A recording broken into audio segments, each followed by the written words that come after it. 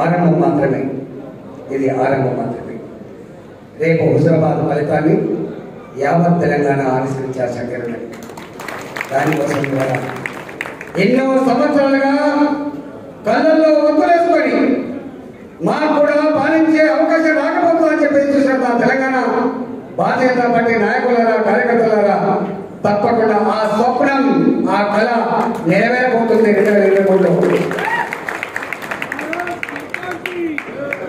ప్రధానమంత్రి పదవైనా, ముఖ్యమంత్రి పదవైనా, MLC పదవైనా, corporator అయినా, ఎమ్మెల్యే పదవైనా అమ్మ ఇవ్వరు, నాన్న ఇవ్వరు.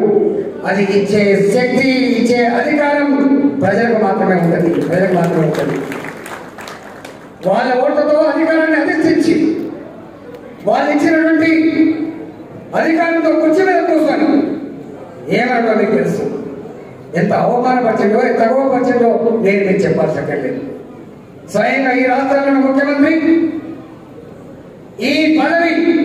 ఈ ముఖ్యమంత్రి పదవి ఎడమకాలి చెప్పుతో సమానమైనటువంటి ఏకైక వ్యక్తి కేసీఆర్. ఇది ఎక్కడ లేదు.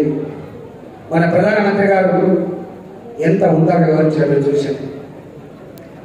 నేను రైతాంగం మేలు కోసం అనుకున్నా, చట్టాలు తెచ్చిన మేధావుల యొక్క సలహా మేరకు, శాస్త్రవేత్తల ఆదేశాల మేరకు, సూచనల మేరకు నేను వ్యవసాయ చట్టాలు తీసుకొచ్చిన వాస్తవమే. కానీ ఆ చట్టాలు రైతుల కోసమేనని, ఈ దేశ భవిష్యత్తు కోసం అని చెప్పి నేను కన్విన్స్ చేయలేకపోయినా, వాళ్ళకు అర్థం చేయించలేకపోయినా, అది ఒకవేళ అది అర్థమైతే ఈ పరిస్థితి వచ్చేది కాదేమో అని ఎంత హుందాగా నేను ప్రధానమంత్రినే కావచ్చు కాక, నేను ఆదేశిస్తే ఏదైనా చేసే శక్తి ఉండొచ్చు కాక, కానీ ఈ హోదా, ఈ అధికారం నాకు భారత ప్రజాధికారం ఇచ్చిందని చెప్పి గుర్తొచ్చినట్టున్నది.